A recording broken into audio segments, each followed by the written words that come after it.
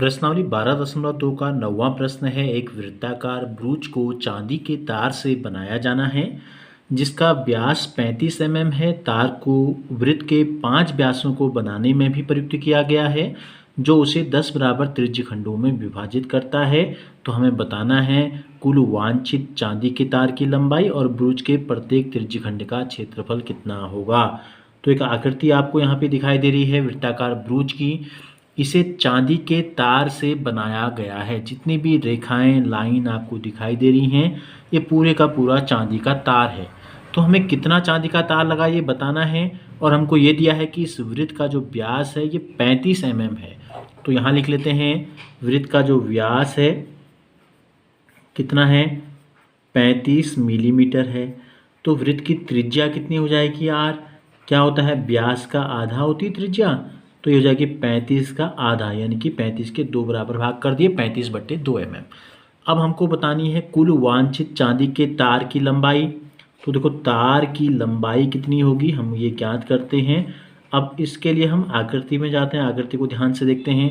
देखो सबसे पहले तो हमने क्या किया, माना यहाँ से हमने तार को रखना शुरू किया और ऐसे गोल करके एक पूरा चक्कर हमने लगाया चांदी के तार का। यहाँ से स्टार्ट किया इस प्रकार से और ये रख दिया एक चक्कर। तो ये पूरा एक चक्कर क्या होता है गोल, इस वृत्त की परिधि के बराबर। वृत्त की त्रिज्या क्या ले ली हमने r, जिसका कि मान 35/2 mm है। तो परिधि कितनी हो जाएगी 2πr। तो ये तो हो गया पूरा एक गोल चक्कर। अब क्या किया गया है, देखो पहला व्यास ये है, यहाँ से लेकर यहाँ तक हमने तार को लगा रखा तो 1d हो गया। दूसरा व्यास हमने यहाँ से लेकर यहाँ तक काट के रख दिया तो क्या हो गया एक व्यास और रख दिया। इसी प्रकार तीसरा ये व्यास, चौथा ये और पांचवा ये। तो 5 व्यासों को रखा गया है। तो कितने डी हो गए 5d हो गए। या तो d को 5 बार जोड़ दो या हम इसको इस प्रकार से भी कह सकते हैं कि d को 5 गुना व्यास का 5 गुना। तो इतना जो है ये है चांदी के तार की लंबाई। 2 की जगह 2, पाई का कुछ मान नहीं दिया गया है तो 22/7 हम रख सकते हैं। r का मान कितना है 35/2 धन 5d, d कितना था 35 mm। तो ये हो गया हमारा इतना मान जो आ जाएगा। तो सरल कर लेते हैं। देखो 2 से 2 कट गया, 7 का भाग जाता है 35 में, 7 पंजे 35, 22 गुणा 5 बच गया, अंश में बच गया 22 गुणा 5। यहाँ बीच में धन है और यहाँ बचा 5 गुणा 35। 5 को 35 से गुणा कर लेते हैं। 5 गुणा 5 25 का 5, ऐसे लगा 2, 5 3 15 में 2 जोड़ देंगे तो आ जाएगा 17। 22 पंजे होता है 110 और 175, दोनों को जोड़ देंगे तो 100 और 100 200, 10 जोड़ देंगे 75 में तो 85 आ जाएगा। 285 mm या मिलीमीटर जो है ये चांदी के तार की लंबाई है जो इस वृत्ताकार ब्रूच को बनाने में काम आई। अब हमसे पूछा है ब्रूच के प्रत्येक त्रिज्यखंड का क्षेत्रफल। तो जो आकृति आपको दिखाई दे रही है देखो इसमें ये क्या है एक त्रिज्यखंड है। तो ऐसे ही कुल 10 त्रिज्यखंड बने हैं। कितने त्रिज्यखंड बने हैं, अगर हम इसको 1 कहें तो ये 2, ये 3, ये 4, देखो 5 6 7 8 9 और 10। और 10 के 10 जो है बराबर हैं। 10 के 10 क्या है बराबर है। तो ये जो पूरा एक गोल चक्कर होता है, जब हमने आपको बताया था वृत्तखंड या त्रिज्यखंड का क्षेत्रफल निकालना हमने आपको बताया था, तो हमने आपको बताया था देखो ये होता है एक संपूर्ण कोण। ठीक है, त्रिज्यखंड का क्षेत्रफल निकालने के लिए हमको इस कोण की जरूरत होती है थीटा की, जो कि हमको पता नहीं है, लेकिन हमको ये पता है कि पूरे वृत्त का जो संपूर्ण कोण है इसको 10 बराबर भागों में बांटा गया है। तो यानी कि एक त्रिज्यखंड का कोण कितना हो जाएगा थीटा, संपूर्ण कोण जितना है इसके 10 बराबर भाग कर देते हैं तो प्रत्येक के पास कितना हिस्सा गया 36 अंश का। तो थीटा है 36 अंश। त्रिज्या हमने अभी निकाली थी 35/2 mm है। तो हमको बताना क्या है, हमको बताना है कि त्रिज्यखंड का क्षेत्रफल, और इसका सूत्र हमने आपको बताया था क्या होता है θ/360 πr²। या हम सीधे सीधे πr² यानी कि पूरे वृत्त का क्षेत्रफल बट्टे 10 भी सीधे लिख सकते हैं। क्यों, क्योंकि पूरे वृत्त के क्षेत्रफल का 10वां भाग जो है वो एक त्रिज्यखंड है। तो फिलहाल हमने थीटा का मान निकाल लिया है। तो ये हो गया 36/360, पाई का मान 22/7, r² का मतलब है r गुणा r। तो r और r दोनों मिलीमीटर में है, तो हम दोनों को एक साथ यहाँ लिख देते हैं मिलीमीटर का वर्ग। अब हमें इसे सरल कर लेना है। देखो 36 एकम 36 यानी कि 10 आ गया बट्टे में, 2 से 22 को काटेंगे 2 एकम 2, 2 एकम 2 आ जाएगा। एक इस 7 से 35 को काट देंगे तो 7 पंजे 35 हो जाएगा, ठीक है। और ये जो बच गया इसको ऐसे ही रहने देते हैं।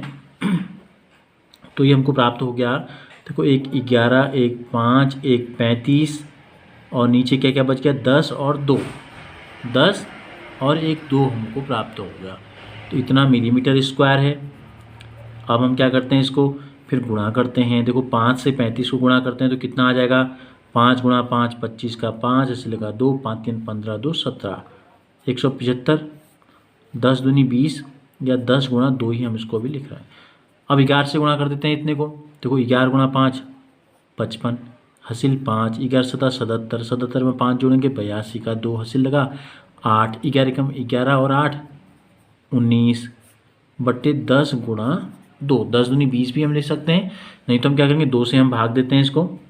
2 से देखो 19 में भाग जाता है, 2 9 18, 1 बच गया, 1 के बगल में 2 उतरेगा तो 12 हो जाएगा, 2 छक्का 12, 5 में भाग जाएगा 2 दूनी 4 बार, 1 बच गया, 1 में भाग जाता है नहीं, दशमलव लगाएंगे, 1 के पीछे 0 लग जाएगा तो 2 पंजे 10 बट्टे 10। 10 से जब हम भाग देते हैं तो क्या होता है, दशमलव बाईं तरफ खिसक जाता है, इसका मान छोटा हो जाएगा। 10वां भाग दशमलव 1 अंक खिसकेगा क्योंकि इसमें 1 0 है, तो ये हो जाएगा 96.25 मिलीमीटर का स्क्वायर।